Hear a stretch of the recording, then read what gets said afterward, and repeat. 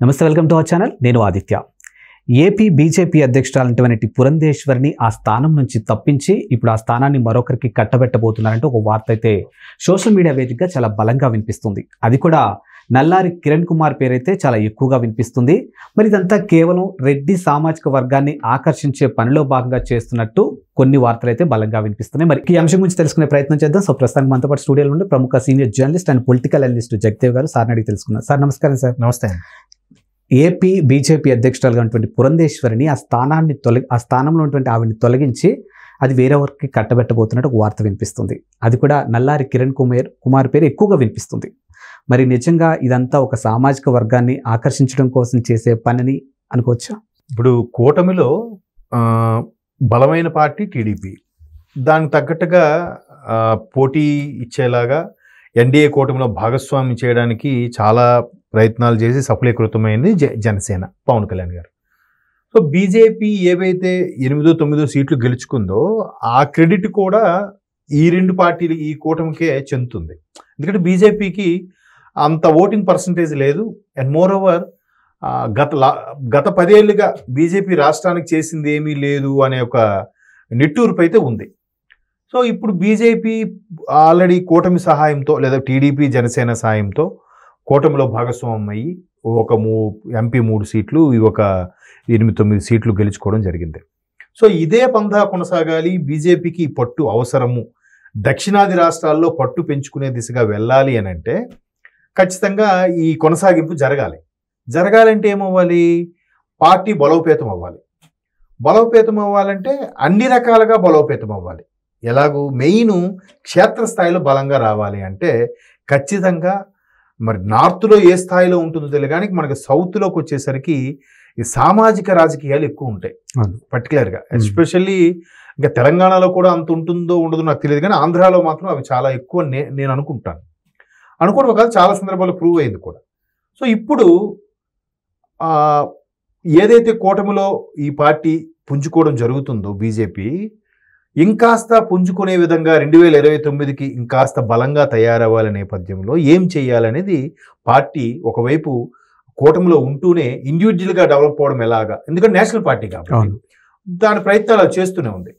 ఈ సందర్భంగా అందుకే కూటమిలో భాగంగా టీడీపీ వాళ్ళకి 2 సెంట్రల్ మినిస్టర్ ఇచ్చినప్పటికీ బీజేపీకి ఒక పర్టికులర్ సామాజిక వర్గానికి న్యాయం చేసే విధంగానో లేదంటే సీనియర్ నాయకుడి ఉద్దేశంతోనూ భీమవరం అతనికి సెంట్రల్ మినిస్టర్ ఇచ్చారు. అయితే పురంధేశ్వరి గారికి కూడా వస్తుందేమో అని అనుకున్నారు, చాలామంది ఎక్స్పెక్ట్ చేశారు. ఎందుకంటే రాష్ట్ర బీజేపీ అధ్యక్షురాలు, ఇంతకుముందు కూడా ఆవిడ సెంట్రల్ మినిస్టర్గా చేసిన అనుభవం ఉంది. తర్వాత ఎన్టీఆర్ గారు వారసురాలు ఆమె, పైగా మరోవైపు బాబు గారికి వదిన గారు సంథింగ్ ఏదో అవుతారు, వదిన గారు అనుకుంటా. ఎందుకంటే దగ్గుబాటి వెంకటేశ్వర గారు అలాగే నాయుడు సిబిఎన్ గారు తోడల్లు.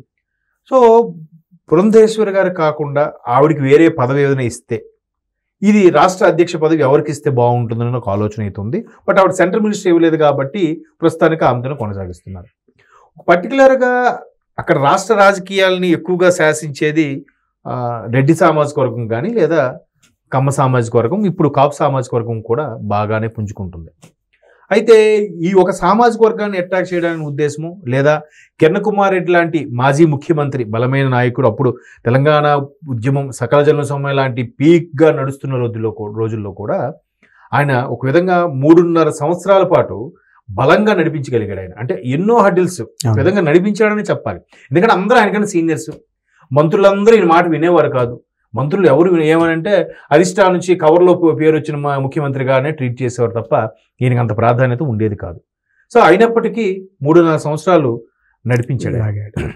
అయితే అటువంటి వ్యక్తి ఈ సమైక్యాంధ్ర లేదా ప్రత్యేక తెలంగాణ విడిపోవడం మీద జరగడం వల్ల ఆయన మనస్తాపం చెందో ఆయనకు నచ్చకో కాంగ్రెస్ నుంచి బయటకు వచ్చి ఒక పార్టీ కూడా పెట్టుకున్నారు, ఏదో పార్టీ కూడా పెట్టారు, సకల సమైక్యాంధ్ర అని ఏదో సంథింగ్.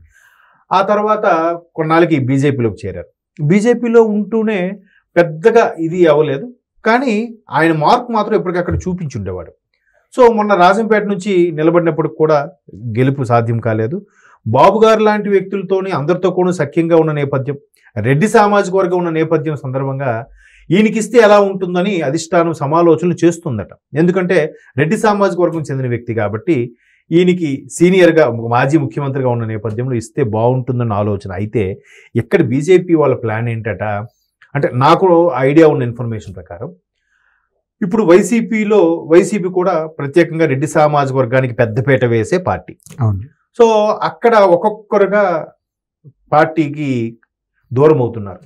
బాగా సన్నిహితులు కుటుంబ సభ్యులు అనుకునే వాళ్ళు కూడా దూరమయ్యే పరిస్థితి వస్తుంది. రేపో మాపో బాలినేని శ్రీనివాసరెడ్డి గారు, జగన్ గారికి దూరపు బంధువైన ఒంగోలు బాలినేని శ్రీనివాసరెడ్డి గారు కూడా పార్టీకి దూరం అవుతారు అనే వార్తలు అయితే వినిపిస్తున్నాయి. దాంట్లో వాస్తవం ఎంత ఉందో తెలియదు. సో అలాంటి బాలినేని శ్రీనివాసరెడ్డి గారిని క్యాప్చర్ చేసుకోవాలంటే ఆయన ఖచ్చితంగా టీడీపీలోకి వెళ్ళరు. అయితే జనసేనలోకి వెళ్ళాలి, లేదా బీజేపీలోకి వెళ్ళాలి. జనసేన మీద కూడా పెద్దగా విసురులు ఏం చేయలేదు కాబట్టి, చేసినా పవన్ కళ్యాణ్ గారు చేసి ఉంటారు కాబట్టి ఇంకా ఆప్షన్ ఏముంది? వైసీపీలో ఉండే చాలామంది నాయకులు కూడా జనసేనని టీడీపీని నోటికి వచ్చినట్టుగా మాట్లాడారు, చాలా బురద జల్లే ప్రయత్నం చేశారు, ఫ్యామిలీ వైపు అటాకులు కూడా చేశారు. సో ఇప్పుడు అదే వైసీపీలో కొనసాగే పరిస్థితి అయితే ప్రశ్నార్థకమే. 2029 వరకు పార్టీ ఉంటుందో లేదో విషయం పక్కన పెడితే ఇప్పుడు కొనసాగడం ఎలాగా? పదవి ఉన్నప్పుడు కూడా, గవర్నమెంట్ ఉన్నప్పుడే ఏమీ మాట చెల్లుబాటు అవ్వలేదు ఒక్కొక్కరిది, మంత్రులతో సహా. ఇప్పుడు గవర్నమెంట్ కూడా లేదు. ఇలాంటి పరిస్థితుల్లో ఎట్లాగ వాళ్ళ వ్యక్తిగతంగా వాళ్ళ రాజకీయ జీవితం మనుగడ సాగించాలంటే పార్టీ ఫిరాయింపు అనేది కంపల్సరీగా ఆలోచించి జనసేనలోకి కూడా వెళ్ళలేము, టీడీపీలోకి వెళ్ళలేమంటే the one and only option BJP. అలాగనే కాంగ్రెస్లోకి వెళ్ళలేరు.